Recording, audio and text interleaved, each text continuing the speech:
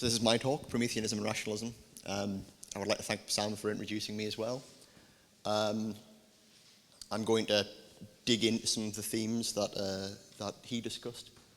The first thing I have to say, though, is that this paper is very much a work in progress, and what I mean by that is the first half is written and the second half will be sort of more free form. So I just preparing you for the slight change in pace.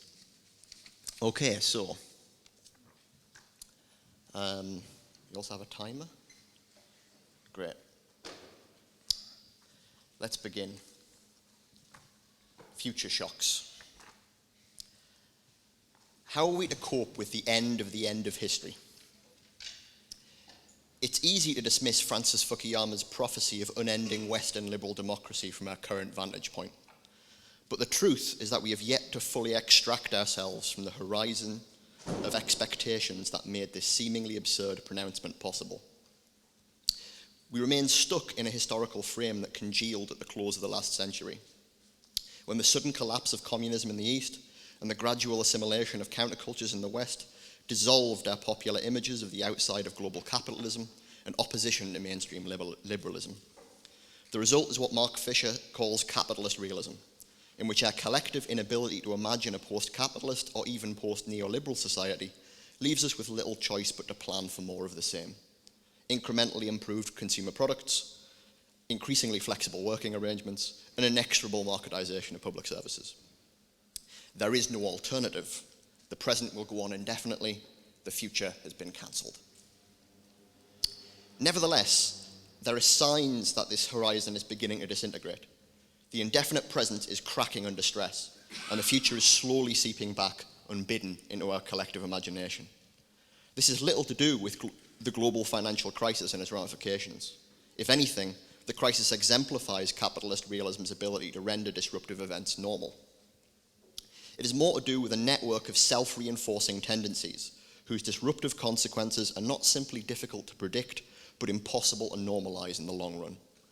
We can divide these tendencies into three broad strands, each of which is driving dynamics sustaining the human species away from their established equilibrium.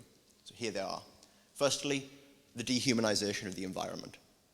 Anthropogenic climate change and terminal resource depletion, exemplified by permafrost melt and soil erosion, threaten to push the planetary environment beyond the threshold of human habitability. Secondly, the dehumanization of the economy.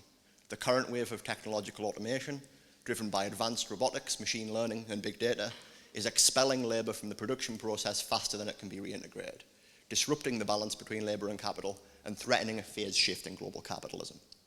And finally, the dehumanization of the human itself. The rapid development and increasing accessibility of technologies that modify human biology, psychology, and sociality, spearheaded by the so-called MBIC convergence of nanotechnology, biotechnology, information technology, and cognitive science, threatens to dissolve the cognitive, reproductive, and evolutionary unity of our common form of life.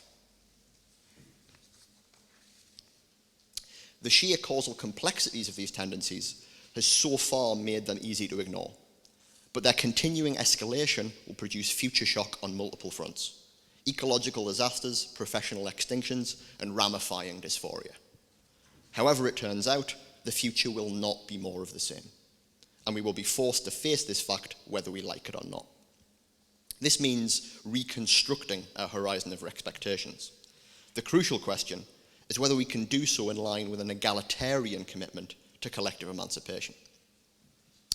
While these escalating tendencies confront us with possible discontinuities between the present and the future, they do not determine a single possible future, let alone an unconditionally better one. It is not just that the catastrophic transitions they portend have multiple possible outcomes. For example, accelerating automation could end in neo-feudalism, luxury communism, or cyberpunk dystopia, but rather that they interact and conflict with one another. So the eradication of biological life on Earth is likely to abort any nascent artificial superintelligence. This means that we can no more return to the grand narrative of progress than we can remain in the end of history. If we are committed to an egalitarian politics, then this leaves us with three options for reconstructing our relation to the future. First of all, fatalism. We reject our historical agency and simply resign ourselves to the worst possible outcomes. This means committing to a politics of amelioration, where we do our best to smooth off the edges of the horrors of the future. Secondly, there is messianism, where we also reject our historical agency, but instead cultivate hope for the best possible outcomes regardless, and commit to a politics of anticipation. We prepare for a coming future that we do not know how exactly it will come about. Finally, we have Prometheanism. We embrace our historical agency, investigate these tendencies and their possible outcomes, and we commit to a politics of intervention. How are we to assess these options? It should be clear that Prometheanism constitutes the most radical break with the horizon of capitalist realism. The alternatives preserve different elements of its suppression of the future. So fatalism overcomes our collective inability to imagine the future only to consolidate the limits on political planning that capitalist realism encourages. Whereas messianism converts this inability into an eschatological vision of an unimaginable future, in order to replace political planning with something like political ritual. Prometheanism alone sees the transition between the present and future as a site of political contestation. Given this, the question becomes, what reasons could there be to reject Prometheanism in favour of fatalism or messianism? The Promethean affinity for technology provides the most obvious source of criticism. Each of the tendencies we are considering is intimately connected to the uncontrolled proliferation of technologies and their ramifications. However, insofar as Prometheanism is committed to technological control, it is entirely possible to dispute the use of any given technology from within the Promethean perspective. This means that the most powerful source of anti-Prometheanism is to be found not in the rejection of any particular technological solution, but in more general critiques of technology, articulated in terms of the forms of thought and action that define it. For some, any problems associated with uncontrolled technological proliferation are inevitable consequences of the drive for technological control that Prometheanism exemplifies, and this means that they cannot be solved by it. For others, any solutions that depend upon collective control are essentially complicit in the systems of domination that collective emancipation opposes, and so cannot be egalitarian. The critiques come in many forms, from Heidegger's critique of technological enframing and Adorno's critique of instrumental rationality, to post-structuralist, postmodernist, and post-colonial critiques of the legacy of the Enlightenment. However, it's impossible to address all of these critiques individually here. However, we can still usefully analyze them in terms of the way they motivate fatalism and messianism. The essence of fatalism is skepticism about our capacity for action. It allows that we can understand our fate, but denies that we can change it for the better. The essence of messianism, on the other hand, is skepticism about our capacity for understanding. It denies that we can even understand our fate, and thereby affirms that it may be better than we can predict. If such skepticism is motivated by a general critique of our capacities, then it must be driven by worries about reason. That's reason with a capital R, right? The former is driven by worries about practical reason, or our general ability to use our understanding of the world to change it. And the latter is driven by a deeper worries about theoretical reason, or our general ability to understand the world in the first place. This means that any comprehensive defense of Prometheanism must include a defense of rationalism. Now, I don't aim to present such a comprehensive defense in this paper. Rather, what I'm trying to do is simply lay the groundwork for such a defense by trying to explore Prometheanism's dependence on rationalism in more detail.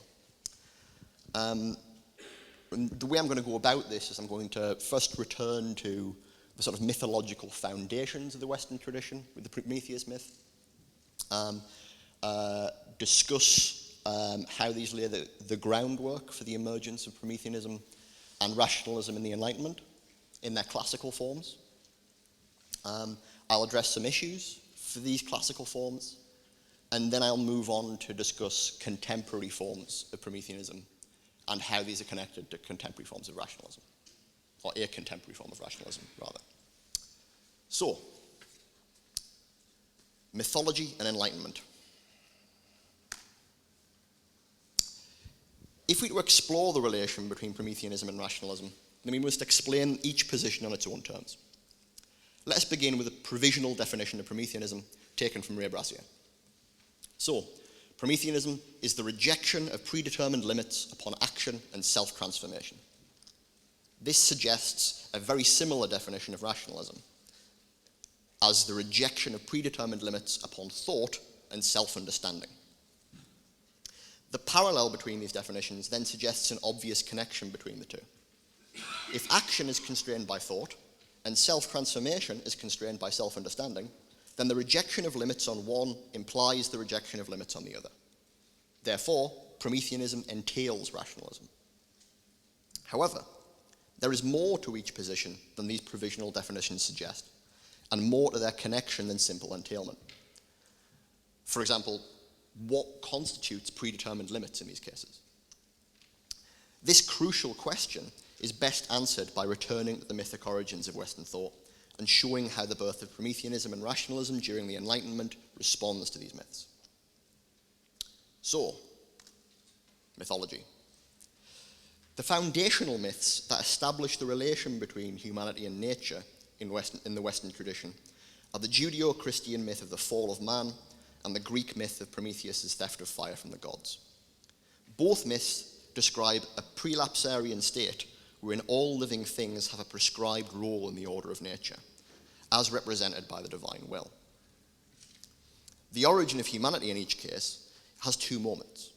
A moment of creation as merely one more animal within the natural order, albeit with a distinctive quality, such as a positive resemblance to the divine, or a negative absence of innate animal capacities. And a moment of rupture, as humanity is wrenched from this order, only to be related to it in a new way. In the myth of the fall is the acquisition of theoretical knowledge that wrenches humanity from the natural order, insofar as it is through understanding this order that it becomes possible to transgress it. In the myth of Prometheus, it is the acquisition of practical knowledge that wrenches humans from the natural order, insofar as it enables them to subvert this order and to carve out their own place within it. The expulsion from Eden and the torment of Prometheus serve to foreshadow the dangers of such knowledge. The legacy of these myths consists in the way that they frame the opposition between freedom and necessity. To understand this, it's important to make a distinction between causal necessity and normative necessity, or between the way things must be and the way they ought to be. This is precisely because the myths systematically conflate the two. So, the myth of the fall actually invokes normative necessity to separate human freedom from causal necessity. So, the possibility of transgressing the moral order presupposes free will, understood as independence from the causal order. Unless you are uncaused, there's no reason to say that you would be responsible for going against the will of God, for instance. By contrast, the myth of Prometheus describes the opposition between human freedom and causal necessity as an ongoing struggle. The subversion of the natural order is a process of empowerment in which we circumvent causal necessities by expanding our causal capacities. The theological foundation of each myth is the notion that the relation between freedom and necessity is itself circumscribed by the role that humanity plays within the natural order. This establishes freedom as a gift given to humanity, which comes with certain causal constraints on possible action and normative constraints on permissible action. Now, it is the structure of this gift that produces a systematic ambiguity between causal and normative constraints. This ambiguity is an essential component of the notion of nature in the Western tradition, and it is the ideological foundation of the predetermined limits that Prometheanism and rationalism reject. Importantly, This ambiguity enables two rationalizing dynamics that shape our historical consciousness. First of all, there's what I call inertial rationalization, which is the gradual interpretation of social norms governing historically stable societies as necessary conditions of human survival, or the conversion of social equilibrium into natural equilibrium. The second is what I call reactive rationalization, or the sudden reinterpretation of constraints on what we can do as constraints on what we should do once they have been overcome, or the conversion of empowerment into transgression. Now, we could give many examples of these dynamics in action, and even operating in succession. So, the naturalization of heterosexual monogamy and the denunciation of reproductive technologies, such as contraception and artificial insemination, are a case in point. So first of all, heterosexual monogamy is seen as a natural condition which is required for human survival, even though it is really just an evolved social norm. But then, once it turns out that the causal conditions that this made possible have been overcome when we've developed contraception and reproductive technologies, this is then retroactively read as simply a kind of natural law that we've transgressed. These dynamics are all throughout Western society and politics. However, it's more important to see the role that these dynamics of rationalization play in the constitution and exercise of social authority in the form of tradition and religion. Roughly the first corresponds to tradition and the second to religion. It can be a bit more complicated, but that's the rough picture. The basis of the Enlightenment is the rejection of these modes of authority. And it is here that Prometheanism is born, as Prometheus's stand for human freedom against the will of Zeus becomes a symbol of collective emancipation. And it's worth noting that the important difference between Prometheus and Lucifer, say in Milton, is precisely this collective dimension. Like Lucifer stands as a symbol of rebellion, but it's individual rebellion, whereas it's Prometheus's fight for humanity that makes it a matter of collective emancipation. Right, so the Enlightenment. The history of the Enlightenment is rich, complex, and controversial, and I have no choice but to simplify it drastically. I'm going to focus on Jonathan Israel's distinction between the radical and moderate strands of the Enlightenment, presented by the uncompromising rationalism of Spinoza on the one hand, and the more cautious empiricism of Locke on the other. The crucial epistemological disagreement between rationalism and empiricism concerns the relative priority of the inferential and experiential components of thought and their relative contribution to our knowledge of reality. Rationalism has historically made the bolder metaphysical claims about reality, following lines of reasoning that carry it beyond the bounds of experience, while empiricism has done its best to police these boundaries.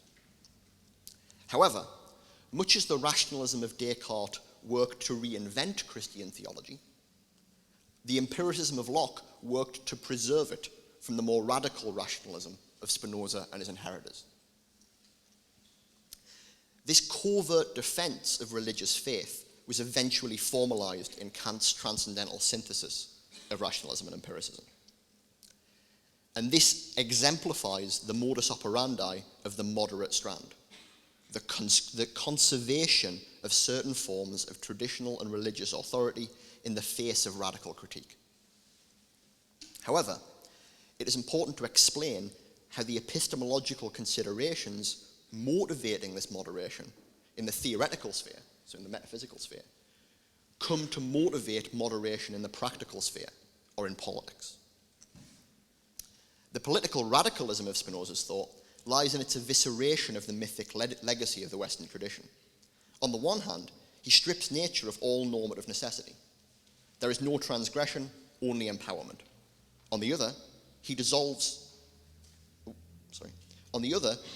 the opposition between human freedom and causal necessity. There is no free will, only acting in accordance with one's own essence. Freedom is causal power and causal autonomy, and it is given by nothing to no one. Politics is dedicated to designing society to maximize freedom, and it is beholden to neither tradition nor religion. It's not until Goethe that Spinoza will be linked to the figure of Prometheus, but he's clearly Promethean as we have defined it. By contrast, the political liberalism of Locke is founded on an appeal to natural rights, to life, liberty, and property.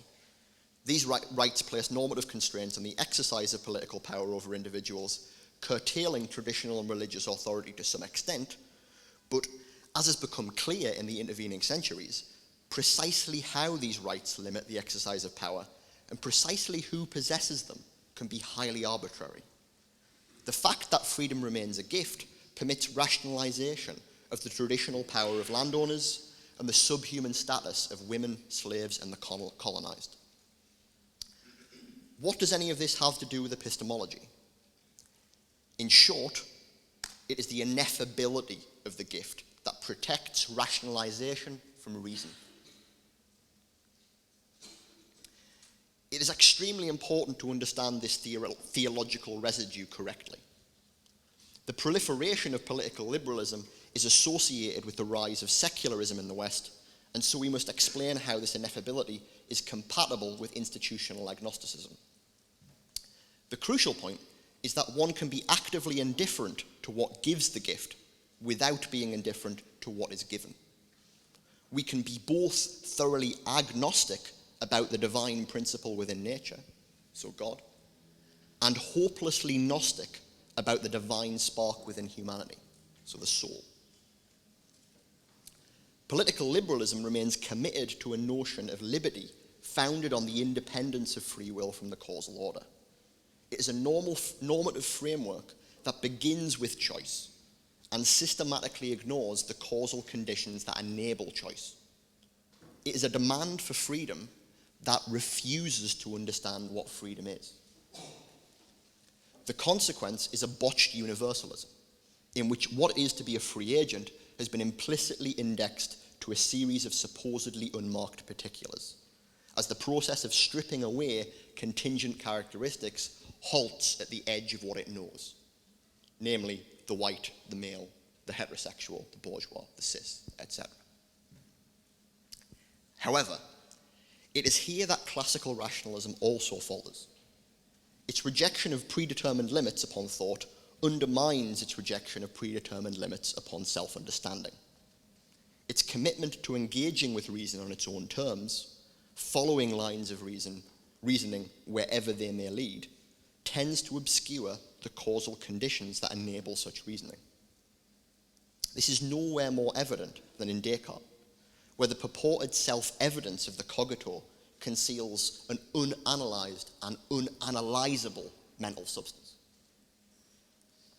This makes what it is to be a knowing subject as easily indexed to unmarked particulars as what it is to be a free agent.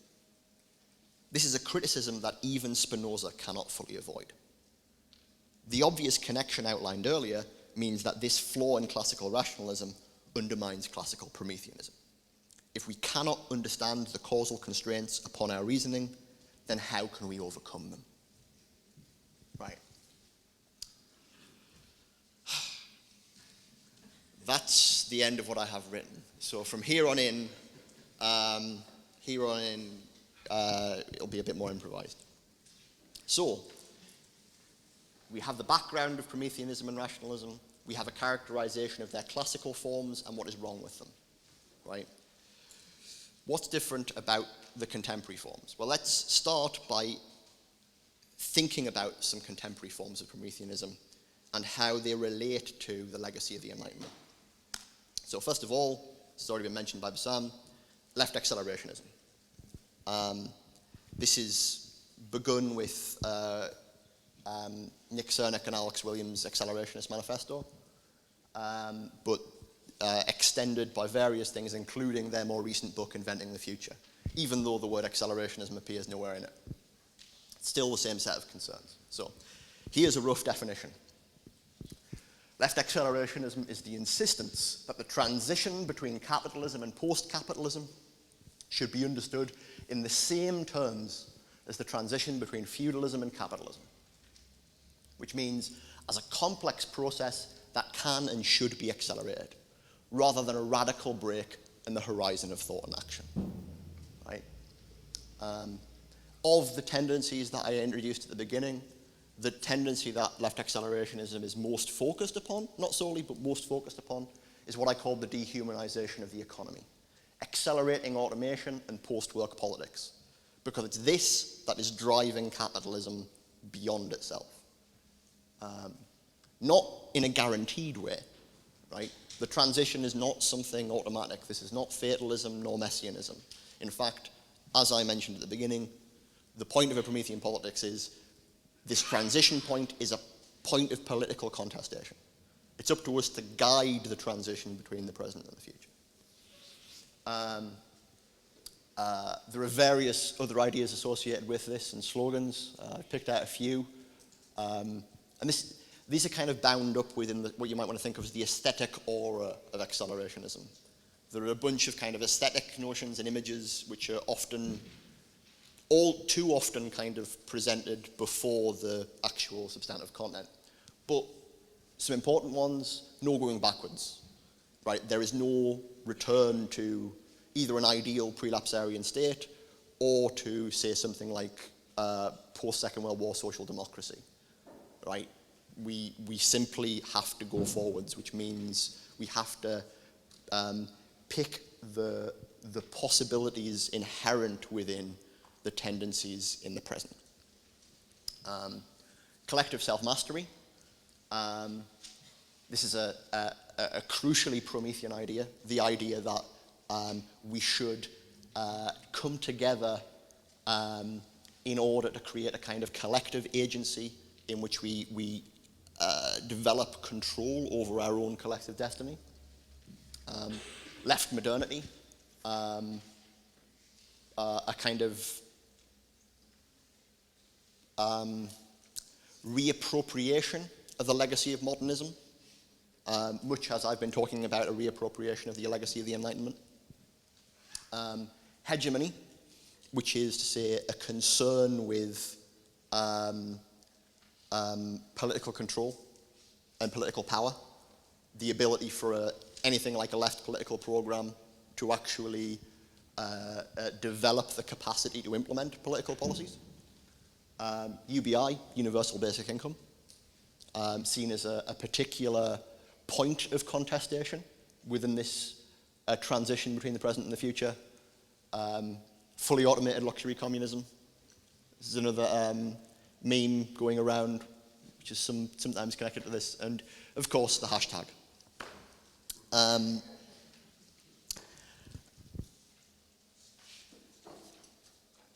So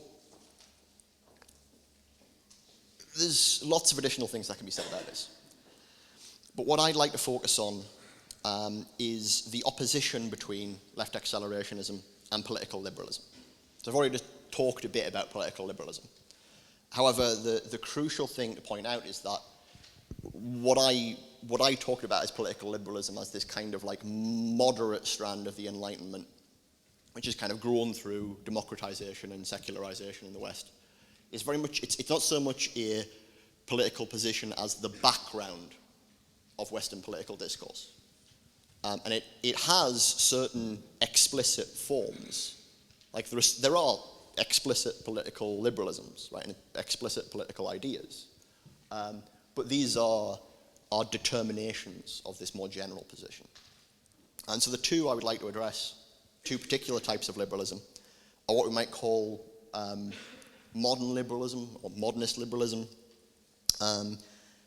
which I would associate with, say, John Rawls and Jürgen Habermas. And on the other hand, neoliberalism, which is you might associate with Hayek and Friedman. Crucially, neoliberalism as a term is also used to refer to a more kind of general background set of positions and ideas and ideologies, and even to a kind of period of late capitalism, but you can identify its actual conceptual content, and it is definitely a species of liberalism. And the reason I'd like to think about these two particular forms of liberalism is that they're both associated with a certain kind of rationality. So what I call modern liberalism is associated with what you might call communicative rationality. In fact, that's what Habermas calls it, with this idea of kind of free public discourse and the resolution of our political problems through the public domain. Whereas neoliberalism is generally associated with what you might call economic rationality, with Homo economicus and sort of neoclassical economic models based upon ideas regarding individuals as like preference maximizing machines. So if you have a critique of rationalism, often your critiques will be aimed at one or both of these ways of thinking about reason or what's important about reason. Now, the disagreement between left accelerationism and liberalism concerns both the ends and means of political action. However, it agrees to some extent with modern liberalism about ends, and to some extent with neoliberalism about means. So what I mean by this is, the communicative idea of living in a society in which we solve and resolve our differences through free and public debate and open negotiation, in which we're all kind of well-educated, liberal human subjects, right, is not intrinsically problematic. What's problematic about it is the assumption that that is currently the case, and that thus politics should be carried out on that basis.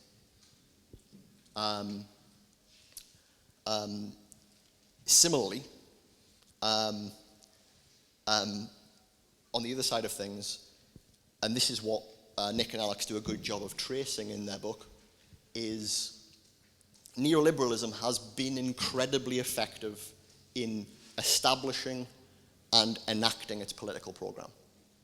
It is one of, if not the most impressive example of the development of a hegemonic political program in the 20th century and carrying forward. And so, if we are interested in actually creating what we think of as being this more ideal world in which we are the free autonomous agents we would like to be, then we can learn some things from neoliberalism. Crucially, we can learn about how to build hegemony and how to develop collective agency. Now, the deeper disagreements between left accelerationism and liberalism concern the notion of freedom itself. So the way I defined liberalism earlier is, it is a demand for freedom which doesn't know what freedom is, or in fact, which refuses to know what freedom is. And this means that liberalism is in general concerned with negative freedoms rather than positive freedoms, and what you might want to call formal rights and formal freedoms rather than real freedoms. Bassam already introduced these ideas. Negative freedom is freedom from external influence. Positive freedom is actual capacities to do things. You can think of the distinction between formal and real freedom in these terms, insofar as, you know, a formal freedom to buy a yacht, right, is something which the state is actually engaged in. The state will stop anyone from trying to stop you from enacting that right, but it will not give you the capacity to do so.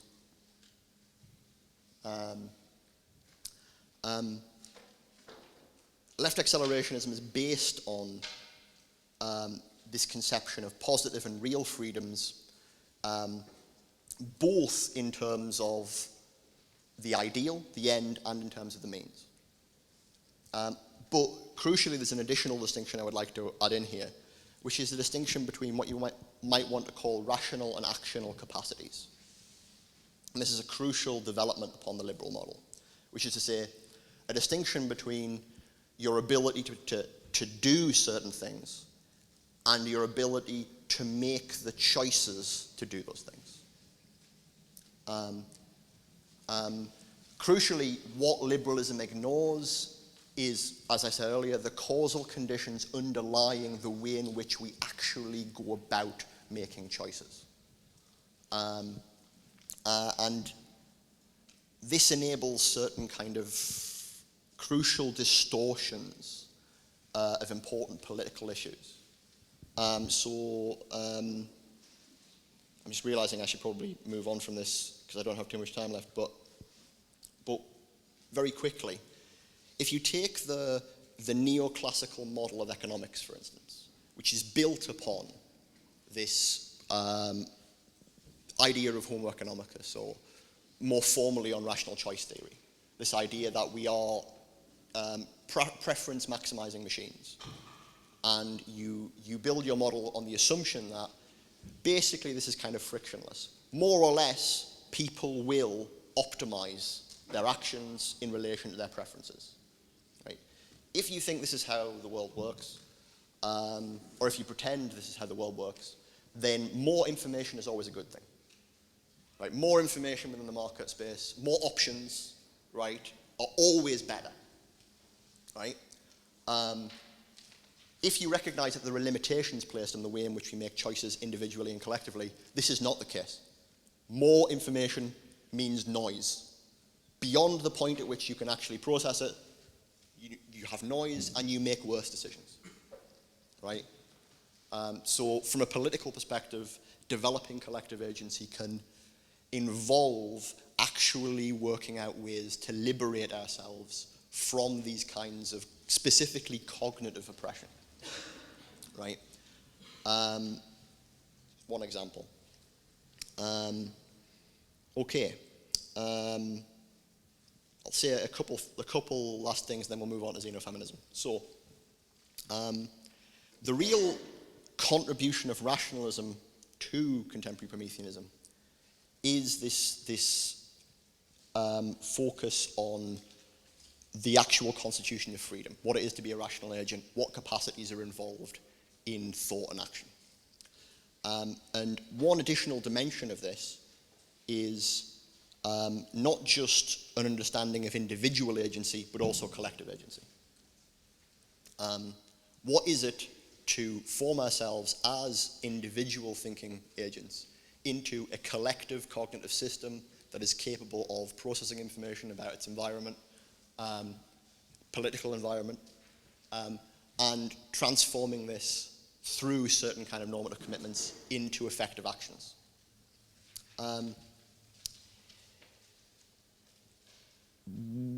What do you get if you don't have this?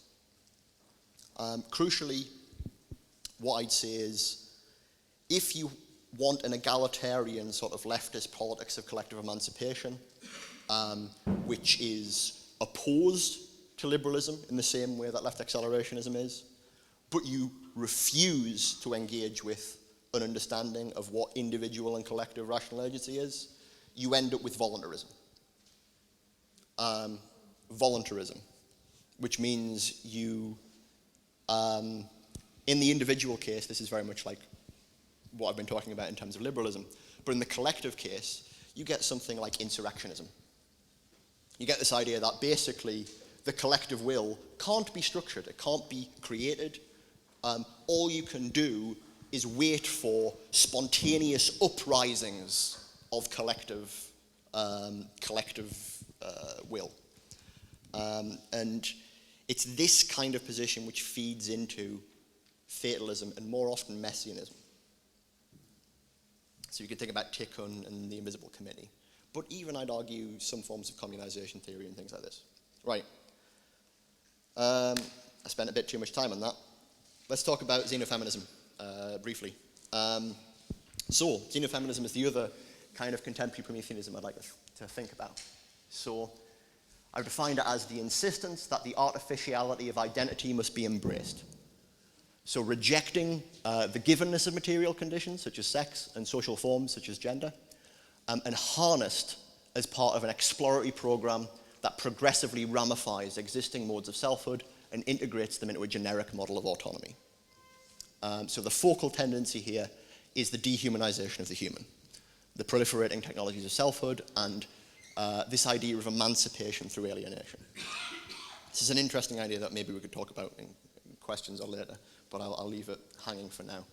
And I've also brought out a few particular slogans that we have from it. My favorite being the end of the Xenofeminist Manifesto, which is, if nature isn't just, change nature. It's hard to imagine a better Promethean slogan. The refusal to identify justice with nature itself. So, if left accelerationism is focused upon political liberalism, then xenofeminism is focused upon the more diffuse legacy of the moderate Enlightenment, which is the remnants of normative naturalism that hang around within our general sort of political ideological space. So, to give two examples, xenofeminism focuses upon a sort of refusal to rationalize homosexuality, transgenderism, and other various conditions that are considered perverse from the point of view of traditional and religious forms of life. And what I mean by refusing to rationalize them is they refuse, thinks it's important to refuse the gesture of making these things natural in order to justify them. So, for instance, the idea of simply being born this way. And this isn't to say that there aren't important and interesting things that can be said about the causal realities underlying our particular preferences and desires. It's that in carrying out this kind of program of insisting that we are not responsible for our desires, we carry on this legacy of rationalization and leave the next form of persecution on the next forms of desires that are going to be persecuted on the basis of naturalism on their own. Similarly, a tool which is often used in these cases is something like evolutionary psychology, which is a kind of project within science which is often draws on evolutionary notions precisely to naturalize certain kinds of normative behaviors. Interestingly, xenofeminism retains the Enlightenment idea that universality is indexed to the knowing subject, exemplified by scientific rationality. So, xenofeminism is very insistent upon affirming the possibility of knowledge, reason, and its enactment through science, but of purging science of these kinds of residual normative naturalisms, right? Okay, what's the contribution of rationalism to xenofeminism? I would argue that it is the establishment of a notion of normative autonomy. So if you think that what rationalism and this account of rational agency is supposed to give left accelerationism is an account of something like causal autonomy, right? The Spinozist idea of being kind of self-caused. Here, what we get is a notion of how the normative notions such as justice can be refounded upon that after being completely separated out from nature. And crucially, this involves rethinking the notion of selfhood, right, and what it is to be an autonomous individual, right? And to try and think this on its own in a way which is radically pulled away from any of the existing forms of identity and the ways in which we have tended to naturalize them. This is what really we mean by alienation as a vector of emancipation. Alienation, if you want to think of it historically, involves a kind of being pulled away from your implicit understanding of who you are and ways of identifying who you are. And this, of course, is very unpleasant, right? But the side effect of alienation is the forcing you to become aware that there is this conception of who you are and forcing you to take ownership of it. So there is a kind of relationship between autonomy and alienation that can be explored. Right, I think I'm about to hit my limit, which means I can't say, one final thing. Just as I noted that there is an alternative, the alternative from an egalitarian perspective to left accelerationism is something like volunteerism or insurrectionism. The alternative to xenofeminism, if you take away these rationalist contributions, is simply Gnosticism. It's a kind of, it's the inevitable embrace of the kind of theological residues left by the moderate Enlightenment. And an example I'd give of this, and this is where I'm going to be controversial, maybe some people in the audience will really dislike this, but the appeal to the notion of the lived body. The lived body. The discourse of embodiment and of, particularly coming from certain kinds of phenomenology, but also affect theory, appropriations of Spinoza, things like this, and the idea that, for instance, suffering is the fundamental basis of all normative thinking, rather than autonomy. One kind of way of thinking about this sort of discourse, it's not entirely perfect, but is misreading Foucault's idea that the self is constructed. Right? If you think that self-construction, the fact that the self is constructed, means that the self is an illusion, right? Then what you are left over with is the body as a site of normative theorizing. And crucially, that body is not the body as understood by science, but as some kind of immanent lived real, which can only be sort of experienced through some kind of Gnostic apophatic revelation. And yeah, we're back into fatalism and messianism. So, right. Okay.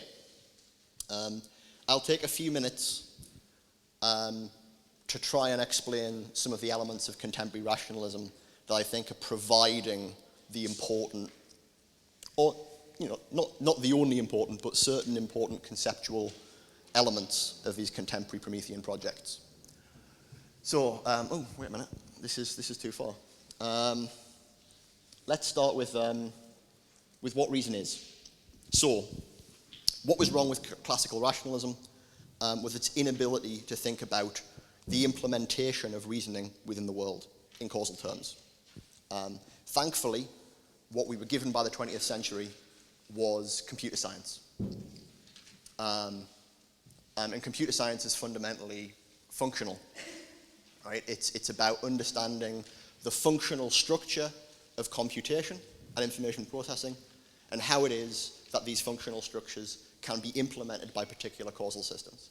So you can build a Turing machine out of silicon chips, or you can build it out of cogs, or you can try and implement it biologically if you want, right? The core idea of what is sometimes called neo-rationalism is the idea that what it is to be a rational agent is something like what it is to be a Turing machine. It is a functional structure which can be implemented in a variety of different ways. Theoretically by artificial intelligences, by aliens, by whatever you want. But this is the core foundational difference from classical rationalism. Secondly, universality. What is reason? I would say that a good way of describing what reason is as the only in principle general way of processing information. So there are a variety of different kinds of information, a variety of different ways of processing them and dealing with them. And a lot of these are involved in animal cognition and in most of the cognition that we do. Right? Most of our cognitive abilities are evolved. They evolved to deal with certain kinds of environmental features. They are, for want of a better word, parochial, right? I have a whole bunch of hardware on my brain which is there to process faces and emotional information, right? However, what reason enables us to do is to process kinds of information that we did not evolve to process. And specifically here, I'd say this is the role of language. We could talk about precisely what this means a bit more.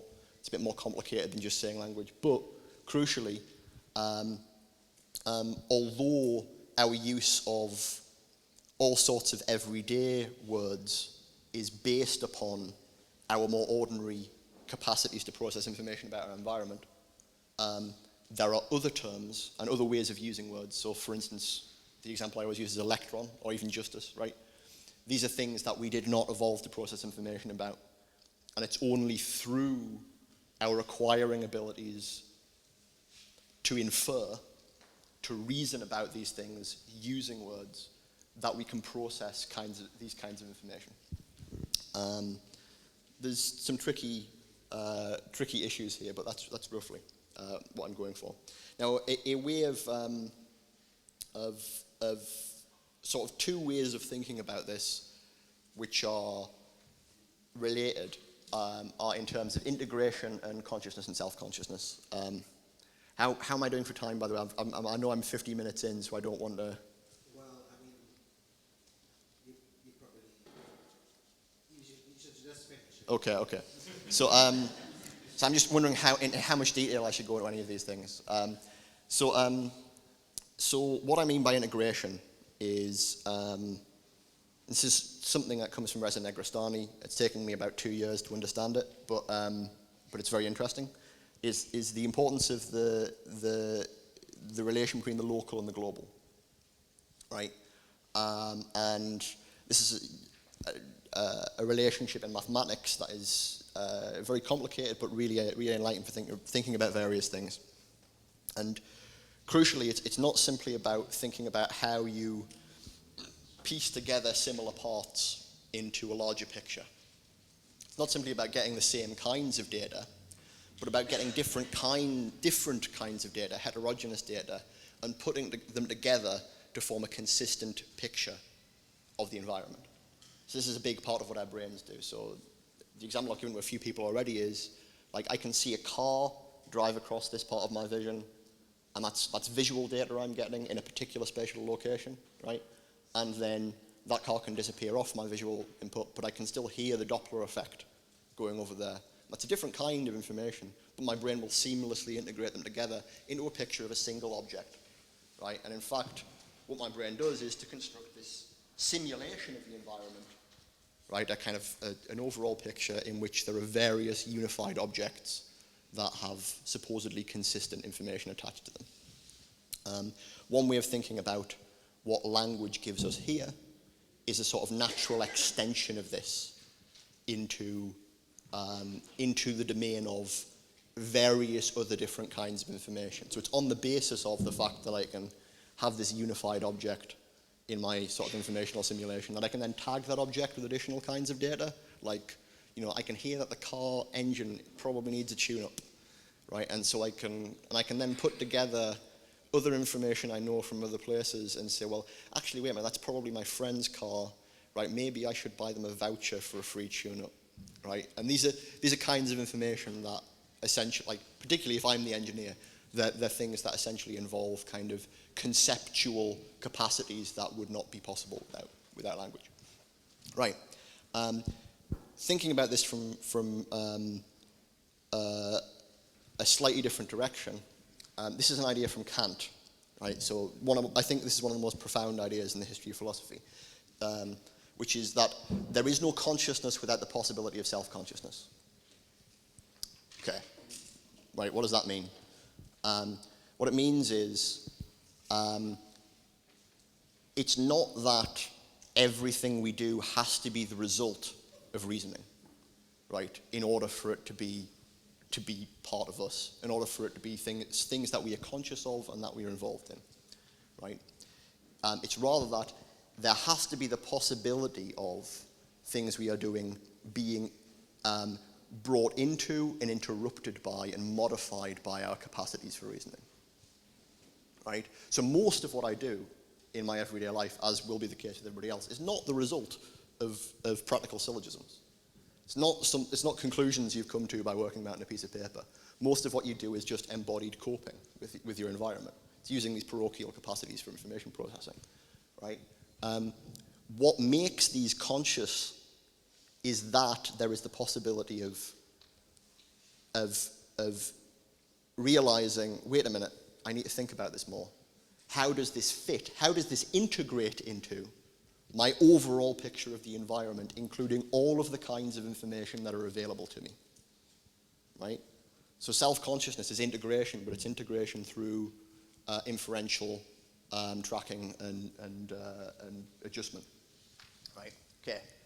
Hopefully that makes some kind of sense. Finally, perspectival navigation. I'll leave that. But this is the response to the notion of communicative rationality.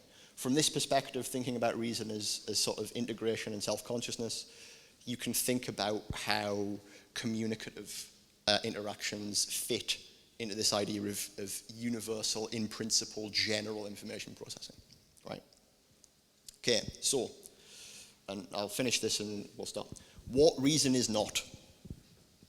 Right, let's take some fairly common objections to rationalism and to appeals of notion of reason, right? First of all, it's not intellectual intuition, right? This is sort of the way in which it's thought by some classical rationalists. Again, Descartes, like reason is thought of as being about self-evidence. Actually, it's the exact opposite. Reason is about following chains of inference beyond what we would intuitively think. So the most important results in sort of mathematical science in the 20th century are highly counterintuitive. Like they are like, so just to throw one out, Russell's paradox, which I won't explain. The reason it's a paradox is not because it's false. It's not a contradiction. It's not false. It's just that it doesn't fit with the way in which we would intuitively think about how concepts work. So yeah, reason, not intellectual intuition, right? Secondly, it's not simply deduction, right? Like pure necessity, right, pretty much only turns up in mathematics. Like if you want a kind of model of pure necessary deduction, you will probably only get it in mathematics. And even then, it's not really in the practice of mathematics, but in the way in which proofs are written up. It's not about discovery, it's about justification. Reasoning involves dealing with, I mean, maybe Inigo will say something about this, uncertainty, probabilities, and what you might want to think of as default inferences. Inferences that are not exceptionless, but which are fine as long as you keep track of what the exceptions to them are. And that's a kind of like open-ended way of thinking about how information can potentially become relevant in the future. Right. I'll leave that to one side, but there's a whole area of study there. Perfection. So one classical objection to rationalism, which I get all the time, is, but people aren't rational, right? But people tend not to be rational. Like, yeah, no shit. What I mean by that is we aren't optimal. Like, rationality is a standard. It's a norm which we, for the most part, do not completely realize. So when I was talking about integration, for instance, the crucial thing behind integration is consistency, non-contradiction, right? Show me a person in this room who does not ultimately have some contradictory beliefs, and I'll give them a medal. We all have contradictory beliefs. The thing is that we engage in the process of revising them and forcing ourselves out of contradiction, right? So the fact that we aren't perfectly rational is not anywhere near an objection against rationalism. Preference maximization. So, rational choice theory, the model of rationality at the base of neoliberalism. It's also the sort of thing that, you know, Adorno and Horkheimer are critiquing under the model of instrumental rationality. This is a whole area of mathematical study, and it's perfectly fine in and of itself. It is not the whole of reason. if you think that, and it's not just that it's not the whole, it's not just that there's also that there's also theoretical reason, there's science as well. No, this is not even the whole of practical reason, right? This, as a way of thinking about how practical reason works, completely gets rid of the domain of ethics and the domain of aesthetics. Any forms of value which can't be reduced to aggregate preferences are simply annihilated. So it's if you think this is what rationality is, it's a truncation of the whole. Two final objections, and we'll call it at an hour. Another very common one, usually from sort of affect theory perspectives, like rationalism presents a conception of the mind as disembodied or affectless, right? I think what I've been saying so far should convince you roughly that it's not disembodied, right? The model essentially involves us engaging in embodied cognition in the environment, right? It's rather about how that is integrated and corrected through certain sort of higher level self-conscious capacities, right? How does this relate to affect though? So, the important way to think about this is to think about why we might want to say that, for instance, an emotional response is irrational. Now, that kind of claim, like you're having an irrational emotional response, can be very offensive, and in fact, most of the objections to this are based on that simple speech act, right? But there are reasons to say that emotional responses are irrational. Here are two, right? First of all, if you think of your affective cognition as providing you with a kind of heuristic practical engagement with your environment, like it's inclining you to act in certain ways, which means what it's doing is it's taking certain kinds of information and it's making kind of snap judgments that you don't have to think through, right? So, easy example, fear, right? Fear gets you to make certain kinds of important active decisions without having to think them through, without having to think how they fit in the context of your whole life and the way in which, you know, your projects come together. However, fear responses can be irrational, right? Because they can give you the wrong answer, right? Like, in the context of your whole life and your practical projects, it can be the case that the thing that you're afraid of doing is the thing that you must do, right? So that's one kind of irrationality that you can talk about with emotion. The second one is more interesting, right? So I'll just give you the example, right? Say you have two friends, and you feel warmth for both friends. You feel affection. You have this whole affective relationship to them, and you want to act in certain relations to them, right?